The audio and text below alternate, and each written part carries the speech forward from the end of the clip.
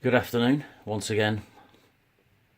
Just a brief update on what I've done to the layout. I've gone back to the brick arches. I think mate and I had a look at it and we decided really that that's the old end of Stefford and this is the modern end. So I've kind of gone with that and going to go with that for the time being.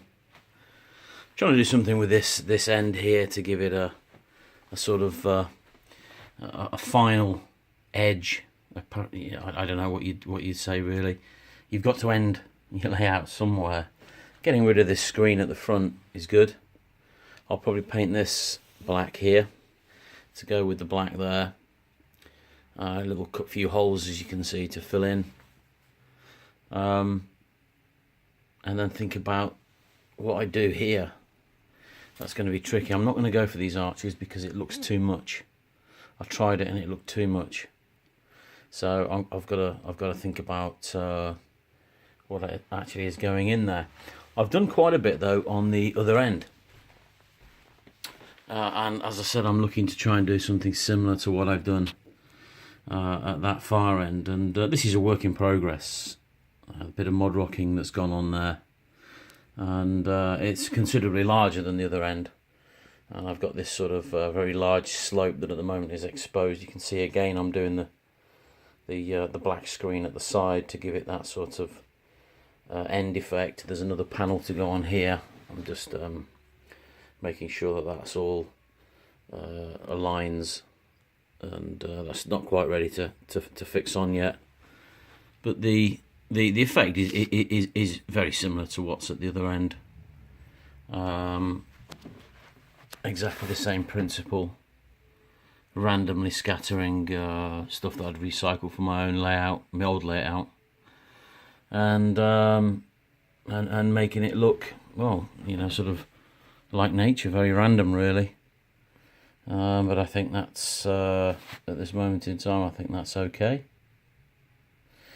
And it's to a reasonable standard. It's not pendant, is it? But you know what is. This is okay. I've got to do something in this far corner here and slope down to the infrastructure far. So I just ran out of mod rock. It is all.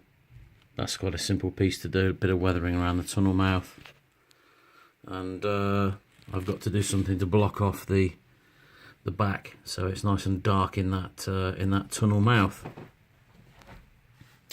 But I think it's yeah, I think that's okay. I think that's okay. There's a bit more to be done underneath in terms of struts and walls and tying landscape into the man-made structures. But you know, this is where your model railway starts to pay off a little bit. And you start to get depth, and you get character, and this is where it becomes rather enjoyable, I think. So, you know, I've got to make sure this sort of staircasey effect is eased out, but you can do that by building your bushes up. It's just building layers. If you look at wild countryside, it is layer upon layer of different colour and different texture. And I think that's the correct approach to take. And then ballast this track, put the static grass in, get the struts up, and then blend it into the station. You know, it's a long model. It's I don't know, 25 foot long or something, from, you know, including the two tunnels. It's long. Where that black screen is, there is where it ends, and same at the far end. And but that's what I'm up to at the moment, and I'm just going to crack on and do a little bit more of this before doing something else out of here. Don't want to do too much at a time on a model railway. It's bits here and there. Okay, thanks for watching.